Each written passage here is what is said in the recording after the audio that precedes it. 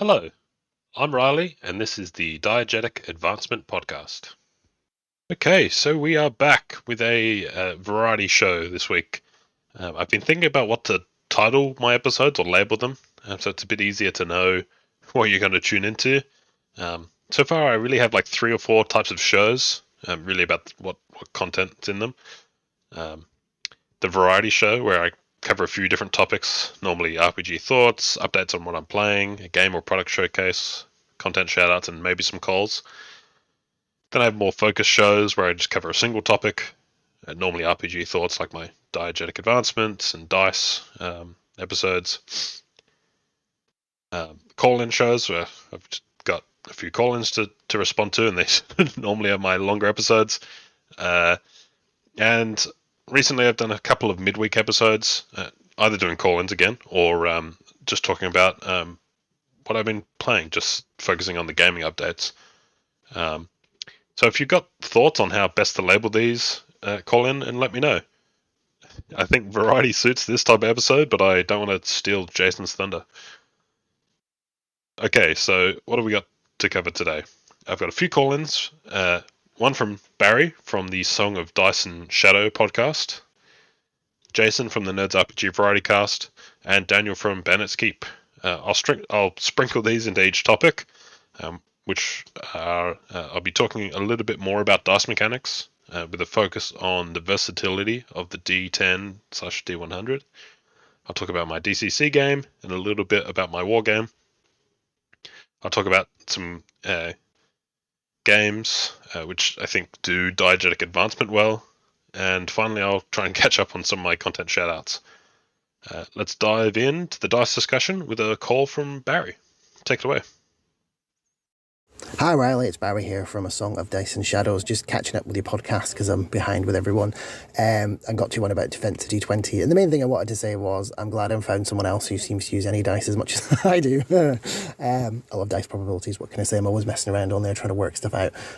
So yeah, I don't really have much to add other than what you've said. I think I agree with most of what you said. Not 100% with everything because, I'm an awkward role player, so therefore I disagree on some random bits, but yeah, I think for the most part, people are a bit harsh on the D20 because of what's perceived as a swinginess, and there's debates about what is swingy, what isn't swingy, and I think the thing about things like the multiple dice systems, so 3d6, is that you're more likely to get those dice in the mid-range, whereas there is obviously that difference of results. But when you break it, we had this conversation in the audio Discord, when you break it down to actual probabilities of success, half the time the results are the same. It just feels that way because you're more likely to keep rolling. I guess as an example, so if you're playing GURPS, saying you've got a target number of 10, then you might struggle to, it's 50-50, and you might struggle to hit it, but you might roll like an 11 or a 12 and, keep rolling around that point. And it feels closer. It feels like you're getting, it feels like you're close. Oh, it almost got there. Whereas if it's on a D20 and say you need to roll, a 10 or higher to hit, 11 or higher to hit, say if you do 50-50, then say you're getting like a 3 and a 7 and a 2, then it feels like you're much farther off. It's like, wow, that's way off the 11. I'm never going to hit it kind of thing. When actually that's ridiculous. That's not really how that works. Do you know what I mean? Just, you can roll like a 15 and a 16 the next time. It doesn't make a difference. You're not like getting step by step closer. But I think there's a psychology behind that. So I think what you see with the sort of like, not the dice pool systems, but the multiple dice systems where you're rolling like 3d6, 2d6 is because the numbers are often more regularly closer to certain numbers. People feel like they're closer all the time. I think that's the best way I can sort of see it from the psychology point of view. But like I said, you can work at the probabilities and absolutely work at it. And I think, there is something to be said about degrees of success. Worth noting that GURPS has degrees of success with a 3d6 system. So how much you roll under a number makes a difference, essentially.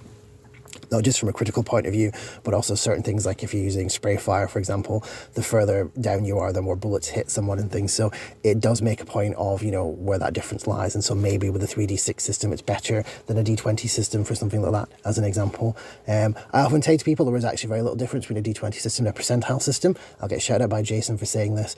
But I guess the key thing is that if you do a percentile system and you only do things in increments of 5%, there ain't no point in doing it as a percentile system. You might as well use D20 and just save yourself some time because the probability is exactly the same. I mean, exactly the same. So yeah, that's the only thing I would say on that one. So yeah, I'll stop waffling now because we've probably done this category to death. But yeah, I wanted to ring in just so I'm actually listening to your show and not just ignoring everything people put out.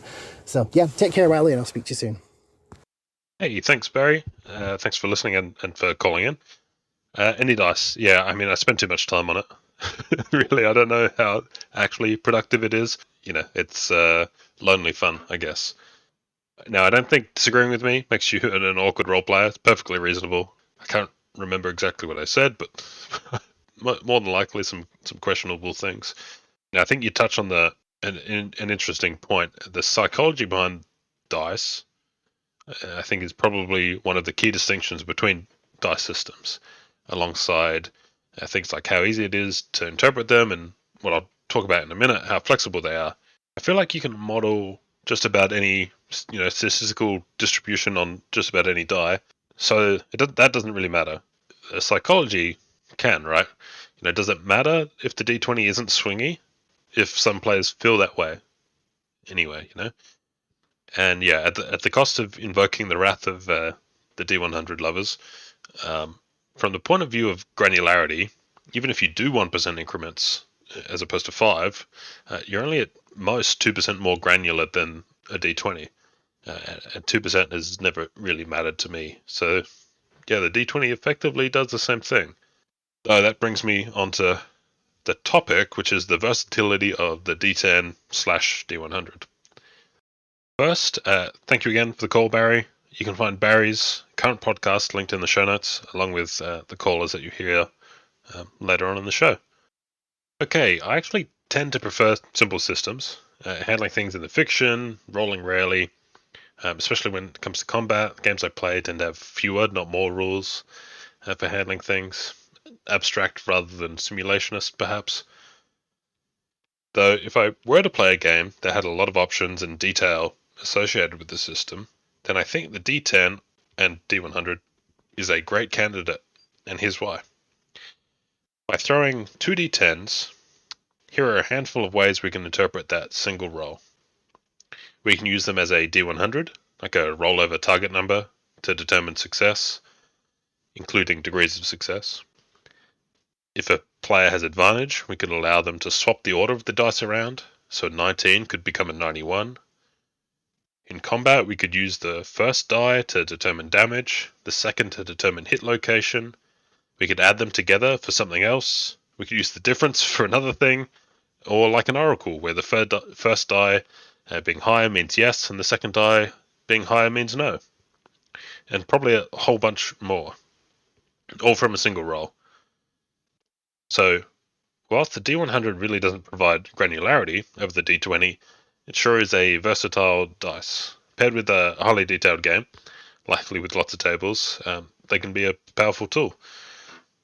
Now, I think this conversation has been done 100 times on other podcasts, so I won't ask you to call in with, what's your favorite dice system, but, if you do have any thoughts, feel free to call that in. With that, I'm going to take it into the next segment, which will be talking about my DCC campaign. And to lead us into that, I've got a call in from Daniel from Bandits Keep. Take it away. Hey Riley, Daniel from Bandits Keep calling in about Frozen in Time. I've also run that module a couple times. Really fun one. I agree. There's a lot of the idea that like everything you touch is bad, and although I feel like a lot of it can be telegraphed, but not all of it, of course. And I think that's a fun idea to have them be sent back by the time police. That's pretty cool. Every time I've run it, it's been like self-contained, like we just played it and then did nothing else, so it didn't really matter, what happened, I guess. So, but yeah, trying to tie it into a large campaign, that would be interesting. But what I called in for was the descriptions. I agree with you. I think that's why I feel like some things, like for instance, Mutant Crawl Classics, is very difficult for me sometimes, because you want to describe something in a way that they can actually interact with it, so it's not too vague, but you don't want to just say it's a light bulb, right? So what I try to do is come up with some basic language for the module before I start. So for instance, if I'm running something where they're going to be in an ancient spacecraft, let's say they're in the Enterprise, right, from Star Trek, and so you've got like view screens on the wall, you've got these like big, right, the glowing buttons, right, to operate the computer. So I would say something like, the wall is polished to a mirror finish. This is assuming the screen's off, right? It's black, but polished to a mirror finish. The table is slanted 45 degrees, and on it are glowing gems that are strangely rectangular in shape, right? Then when the player characters interact with the gems, they'll say, oh, I was going to get the gems. Say, well, they seem to be attached, but they kind of move around a little bit. You think you might be able to push them in. At that point, a light bulb's going to go on, and they're going to realize what they are, right? They're buttons. It's probably a computer. And then, of course, you turn the screen on, and they press the button, the screen comes on. You could say, a magical light emanates from the wall, right?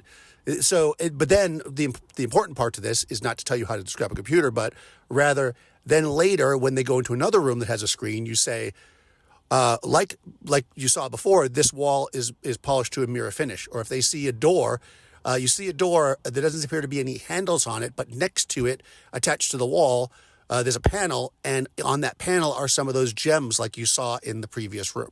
And that way you're using the same thing, the gems, the polish, and you just keep repeating the same terms. So once they know what it is, that keeps things going faster, as I found anyways. So yeah, hopefully that's helpful. Maybe you're already doing that. I don't know.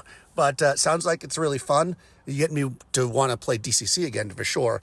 There is one actual campaign module called Rising Chaos or Chaos Rising or something, where they combined a bunch of adventures together that I purchased to try to run as a campaign, and I never did. So maybe I got to dig that out. Anyways, great episode. Talk to you later. Okay, thanks, Daniel, for the call. Some great stuff in there. I've finally finished playing through the module, and the second half went a lot better. I took some of that advice on board. I didn't really get to use it. We sort of discovered all the things in the first session, so I went back to using the name, like door, machine, elevator, because once the players have, figured it out and they've named, what it actually is, I think there's no point being obscure anymore. But some great tips on prep there. It's sort of like writing down standard room descriptions. You don't need to repeat descriptions for the same stone walls in a dungeon in each room. So pulling some of those recurring elements out and giving some descriptive dot points or whatever, and putting that on an index card or something, and putting that in front of me, I think that would have helped a lot. So I'll be putting that in my bag of tricks. Now on what I'd call anti-interactivity in modules, it's actually not that much of it in this module. Just the way that my players navigated the rooms, I feel like they just hit every single one of the things that I'd classify as anti-interactivity all in a short span of time. Whereas if they'd gone in a different direction, it would have felt a little bit more balanced, I suppose, because we didn't hit anything that was anti-interactivity in the second session. To give an example of good and bad interactivity, let's use the fruit example again. I could telegraph the danger, an off smell, a green glow, black spots, and the players are probably going to pick up on it, but then what do? You can't really feed it to a monster because it's obviously not good. They worked it out. Animals aren't stupid. So the really only option is to avoid it. Now, I think you could actually fix this. The main issue is that there's not much point to it being there, and if you do interact with it, you die. It's 2d6 damage. My players all had like 5 hit points, so most of the time, if they fail their save, they just die. If that had been a penalty to con or 1 hit point loss, then it would be fine. They missed the tell that it could be dangerous, and they take a small penalty. I think that's fair. One of the good examples in the dungeon is there are these gravity elevators, and they come across one which is damaged, and it's obviously damaged. There's been a part of the building's collapsed on top of it. You telegraph that it looks different from the others. None of the lights are on. There's maybe some sparking coming off the walls, and so they're going to be hesitant. And so my players, they tested it, they threw something in it, and it falls. And then they use their equipment to overcome it. They climb down. I think that works well as a gameplay loop for dangerous stuff to interact with. You telegraph it. Hopefully the players pick up on it. They identify it. They need to test it or interact with it in some way to work it out. And then they work out how to overcome it. That seems to work a lot better for me. Okay, future Riley here, just cutting in post-recording here. I want to get better at posing some questions to listeners. I think this is a good one for this episode. Again, maybe a topic that's been done to death on other podcasts, but it's something I'm interested in talking about. So put a call out. What are your thoughts, or have you got any suggestions, tips on how to create interesting tricks and traps and other sort of interactive elements in a dungeon room that are challenging, but not so deadly that it makes the players want to leave the dungeon and never come back or never touch anything ever again. So, yeah. If you got any thoughts, please call in. Details for that in the show notes. And back on with the show. Now, the DCC campaign, not much of an update. We've finished the demo. I advertised for 3 or 4 sessions. We just finished a module at the end of session 3, so going to start another one. I think we'll probably span out to 4, at least 5, maybe 6 sessions. So I put a pin in it there and just polled the players. What do we want to do from here? But I got some good feedback. Most players have said that they're keen to continue.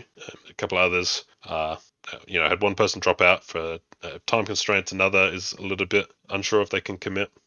But I've got enough players to continue. They are liking DCC, so that's what we'll do. It's really great. First timers with DCC or RPGs at all, and they're having a great time, and so am I. We had been module hopping. I think I'll likely open it up a bit, put them in a town, a few adventure locations nearby, and some hooks, and just let them roam free. He said Chaos Rising is a great one. You could run it as a short campaign, string them together, but they're good standalone modules as well. I feel like a lot of DCC stuff is kind of made for con games or one shots, but there's some definitely some modules that you can string together, and a couple of products that have kind of done that for you already. Like Chain Coffin is another. I think it's like Appalachian Mountain inspired. Actually, one of the things that really got me into DCC was watching some of the episodes of your DCC duet game, actually, on YouTube. So thanks for that. Such an awesome game, and I'm looking forward to getting some more experience under my belt with it. Now I'm going to pass over to Jason, who's going to call in, which will lead into a quick discussion on my war game. Take it away. Hey, Riley, Jason here. Just listened to episode 13, I think, your latest episode. Don't feel bad about the rolls for me. I typically roll horribly. So the fact that my large force, fell comically is, pretty par for the course. So don't worry about it. It's okay. I really appreciate you putting this on. I think maybe a wilderness survival or dungeon crawl might be neat to do instead of just a straight up war game. But I'd be up for whatever. Excuse me, getting over the flu. I'd be up for whatever you want to run next, even if it is a little bit more commitment. I know I'm probably the last person to get you orders every turn. I could probably prioritize this a little bit better and be fairer to you and the other players. So, yeah, just once you decide what you want to do, let us know, and I'll be down for that. Also, in the past, I've run gunfights and things like that in Boot Hill before online as play by post. But we could potentially do something like that as well if you or other people are interested in that. Just do some straight, effectively skirmish war game kind of stuff with Boot Hill or maybe Gangbusters. I'd be happy to run and do what you're doing with those scenarios as well. So that's an option if you wanted to play as opposed to always being the GM. Hey, thanks for the call, Jason. Don't worry about your pacing. A few players have said that, but everyone's about the same pace. With getting orders in, a little bit early one week and later the next, and it fits with what I advertised and what I'm available to handle anyway. So, definitely don't stress about that. Now, Jason mentioned a potential play-by-post skirmish game in the call, but he talked about it a little bit more on his latest show. I'll link that in the show notes. Thank you for the offer. I'm definitely interested. If you get it going, it'd be great to get some experience playing. It sounds like you've got a great premise, so that could make for a fun experience. And it would give me some time to work on what I want to run next. So yeah, thanks for the call. Thanks for participating in the war game. I'm having a good time. Now, all the orders are in for turn 3. I'll play them out over the next couple of days, and we'll report the results on the final turn, likely on the next episode. I'm going to try and poll the players for some feedback. What they liked, what they didn't like, any suggestions they have, and potentially I can get an episode out of that if they're willing to share those thoughts publicly. Otherwise, feedback just to me will be equally as useful. Now, Barry, who called in earlier in the show, also sent me a message recommending me to check out a play-by-mail wargaming community. I've taken a look there, and it seems really interesting. The games seem like they are in the spirit of how play-by-mail games would have been done years ago. I know everyone had Dungeon Discord when I started this wargaming thing. Someone posted a TSR, maybe Dragon magazine, which had a advertisement for playing D&D by mail, and we sort of speculated what that would actually look like. Sounds like the games that are running here are very much like that. So, and some are still playing with actual mail. A lot are also seem to be run computer moderated. So you send in orders via a website, and a computer kind of works it all out. Really interesting. I've signed up for a couple to get my feet wet. There's one that you can kind of play solo. And again, that's computer moderated, so you just send the commands in and you can just progress rather than having to wait a couple of weeks. That's like a 4X space game. Another is like an open world fantasy dungeon crawling kind of thing that runs on a much slower rates. So I haven't started playing that yet, but I've sort of submitted for it. But yeah, you might hear a bit about that from me in the future. Okay, on to the last, no, not quite the last, second to last segment. I'm going to talk a little bit about some games that do diegetic advancement. I think well. I talked about maybe putting together some mechanics that do this, and I still would like to. I've been flat out with work this week, so that's just not going to happen anytime soon. So I'm going to stop promising it, and instead I'm just going to shout out a couple of games that have mechanics that I think are good. I've already talked about Traveller for character creation, and specifically what Joe over the Dodecahedron did for one of the OSR October episodes last week, kind of converting that into a D&D character creation. I still think that's really good. But another game that does it, character creation really well, is Beyond the Wall, which is a game inspired by Basic Expert with some innovative differences, mainly with character creation, inspired by, I guess, like story games powered by the apocalypse. Character classes have a playbook, and it doesn't really define too much mechanically. That leans on the BX system, but it does provide a pretty quick character creation mini game that ties a character into the setting, the other characters, and the adventure. Now, the default conceit of Beyond the Wall is that you're all young people from a village, and the village is under some threat, and you're going to go and adventure and save the day.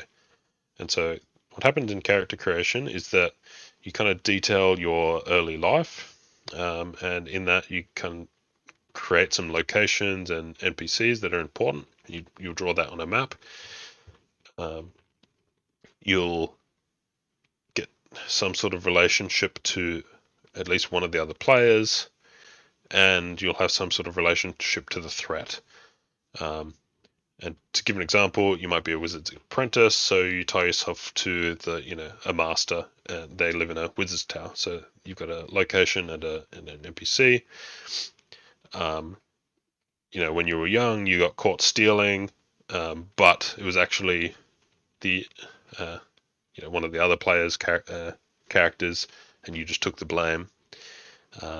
And there's a dragon terrorizing, and you woke it up. You're exploring, and you found it in the cave, and you woke it up, and it's now terrorizing the town. And so you are very quickly, the character is now in the context of the world. They've got a lot of tie-ins to the locations and NPCs, the other players, and a reason to adventure. I think it's a really great system for more reasons than just that. And it's kind of under. A lot of people say it's underrated. I don't know if enough people say it's underrated. Is it still underrated? But I definitely think it is. It kind of loses out to some of the big names, OSC, for example. Whereas this is really, really good, and there's so much free content as well for it. I mean, it's just amazing. The links for Beyond the Wall will be in the show notes. Go check that out. I want to talk a little bit about different leveling mechanics as well. I talked about Can, which is a Into the Odd inspired game, and Into the Odds has a scars mechanic. When you hit 0 hit points, you roll on a scars table, and that's one way that you can do sort of progression. If you have a near-death experience, then Into the Odd you can potentially get a bonus to your hit protection. To me, again, that falls a little bit on the side of I don't necessarily need that part of the game to be realistic, but I think it's a cool system either way. Another is Wolves Upon the Coast with their boasting system. The way that you level up in that game is by declaring a heroic boast. I'm going to go and slay the cave bear that's been threatening the town, and then your fellow player characters might up the ante and say, yeah, you'll do it by yourself, or you'll wake it up first, and you can get some extra rewards for making it more dangerous. That's a really cool system, and it's a great example of a system that breathes life into the game. It tells you what the game is about. It is about making heroic boasts and going and taking them head on. So it's a great example of, you could just call that milestone XP. Okay, they decide they're going to go kill the cave bear that's terrorizing the town. They do it. The GM decides that's a significant activity, and so they grant them a level. That's fine, and it gives the same effect, right? They killed the cave bear, they got a level up. But this tells a story. Your character is trying to be a hero, right? So it kind of forces a certain style of play. Where I still have a gap is something that extends beyond some of the systems I really like in sort of the TSR era, D&D, training, magical research, and things like that. They're great systems, but I think there's room for more in there. And obviously I haven't read every single rule system or rule supplement, so something like that could already be out there. If you've got any suggestions on systems for that are similar to training and how they affect leveling up and building a narrative around that. Actually, maybe I should take a look at 13th Age. I know they do some sort of tie-in with their characters.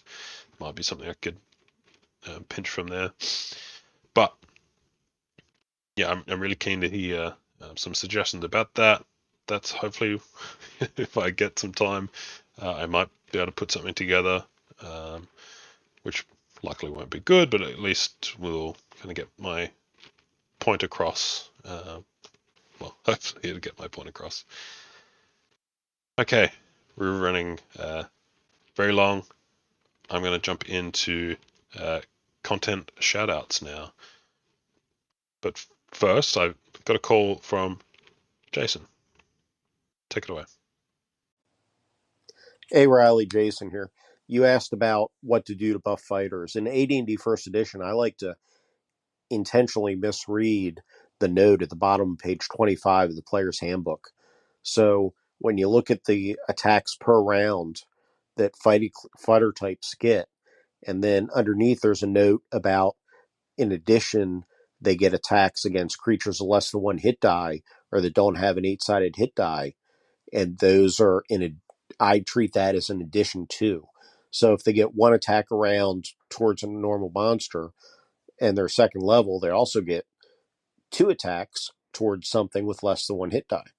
Now, is that intentionally misreading? Yes. But can you read that page that way? Yes. So what do it's the joy of AD&D, right? I also really like the idea of ignoring the bulk penalties for fighting men, fighting women as well. But, for the fighter classes, I think that makes a lot of sense.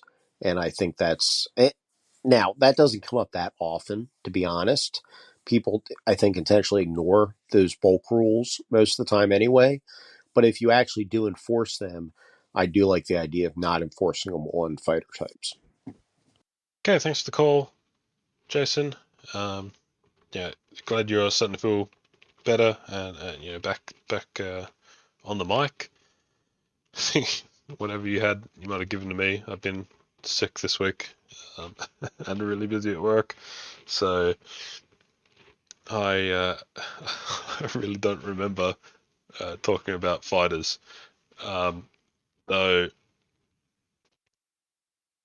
I certainly could have, because I think that fighters can or should be buffed, and along the lines that you talk about, them crashing into large forces of weaker units and just kind of being able to ignore them, and create those awesome scenes of carnage until they clash forces with another hero.